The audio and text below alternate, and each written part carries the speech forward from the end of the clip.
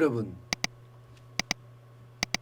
중국의 물량 공세에 이겨낼 수 있는 우리 주력 산업이 뭐가 있을까요? 저는 없다 이렇게 생각을 합니다. 지금 철강업계에 그런 위기가 닥쳤습니다.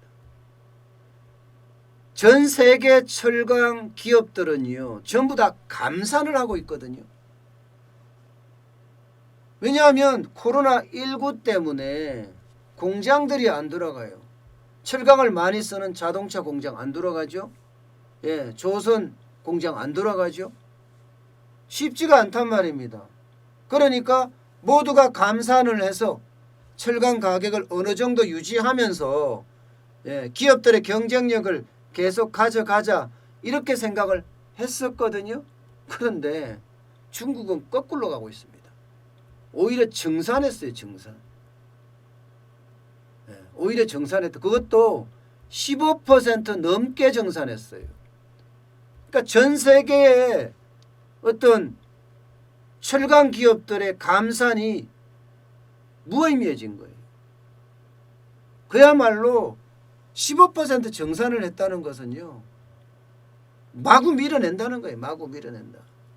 제가 말씀을 드렸죠. 철강은요, 이 고로가 쓰잖아요. 그러면 어마어마한 피해를 봅니다. 어마어마한 피해를 몇천억 단위로 봅니다. 그래서 웬만하면 이 고로를 스톱시키지 않습니다. 그만큼 철강 산업에는 이 쇳물을 녹이는 고로가 굉장히 중요한 거죠. 포스코도 감산을 한다면서도요, 고로를 멈추겠다는 이야기는 단 한 번도 하지 않았습니다. 고로를 멈추겠다는 이야기는.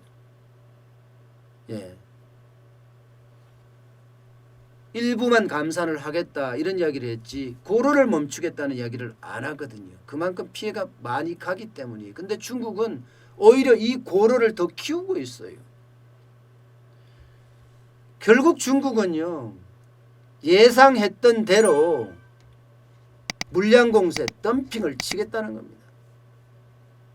어쩌면 중국 업체는 이번 기회가 중국 업체에게는 최고의 기회다. 지금 이렇게 보고 있습니다. 당장 보면요, 원래 1분기에 조각 능력을 볼게요. 유럽에 있는 아르셀로미탈, 이게 얼마예요? 9만 6천 톤 단위가 만 톤이니까 2만 톤이죠.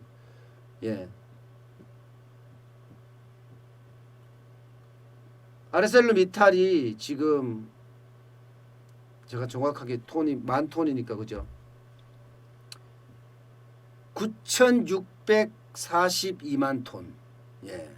이게 맞나 모르겠네요. 어쨌든 그렇고요. 바오산 중국의 그룹은 6,743만 톤이고요. 일본이 4,922만 톤이에요. 또 허베이 철강 중국이에요. 4,680만 톤. 포스코가 4,286만 톤이에요. 결국은 지금 바오산 그룹하고 허베이 철강 두 개를 합치면 중국 1등입니다. 1등. 그러니까 이 기회에 중국은 코로나19가 전국에 확산됐을 때 철강에서 중국이 완전 재패를 하겠다. 물량 공세로 완전히 죽일 때는 죽여야 되겠다. 뭐 이렇게 생각하는 것 아닌가 의심하고 있을 정도입니다. 실제로 철광석 수입도 지난달에 전년 동기 대비해서 18.5% 증가했어요. 18.5%. 와. 그러니까 이게 아마 중국의 어떤 지금의 행보가 결국은 대한민국에게도 큰 타격이 되지 않겠느냐 지금 그렇게 보고 있습니다. 아마 대한민국의 철강도 포스코 하면 어떻습니까? 엄청난 대한민국의 주력 산업 중에 하나잖아요. 지금 현대제철은요, 적자를 이미 내고 있습니다. 현대제철은. 현대제철은요 지금 어느 정도로 적자를 냈나 하면 벌써 3분기 연속 적자를 기록하고 있습니다. 포스코도 영업이익 전망치가 4,392억 원이에요. 올 2분기 말입니다. 그러면 2015년 4분기 후 가장 적은 거예요. 결국은 현대제철이나 포스코가 살아남으려면 엄청난 구조조정을 하지 않고는 살아남기가 쉽지 않을 것으로 그렇게 보입니다. 지금 포스코 같은 경우는 또 현대제철 같은 경우는 위기에 또 한 번의 위기를 맞는다는 그런 이야기를 하거든요. 왜냐하면 안 그래도 어려웠는데 코로나가 한 번 죽였죠. 여기에 중국이 또 한 번 죽이고 있고 심지어는요 원재료까지 지금 오르고 있습니다.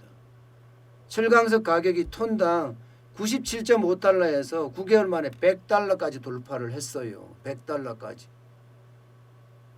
야, 결국은 대한민국의 철강 산업도 굉장한 위기 산업으로 가지 않을까 지금 이렇게 이야기하고 있고요. 현대제철 같은 경우는 잠원동 사업 매각하고요. 강간사업부,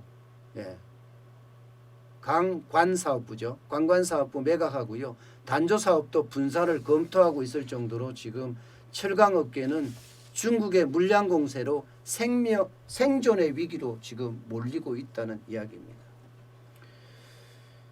조선도 그렇죠. 철강도 그렇죠. 중국이 이 틈을 타서 저는 계속해서 이렇게 몰아붙이는 게 결국은요.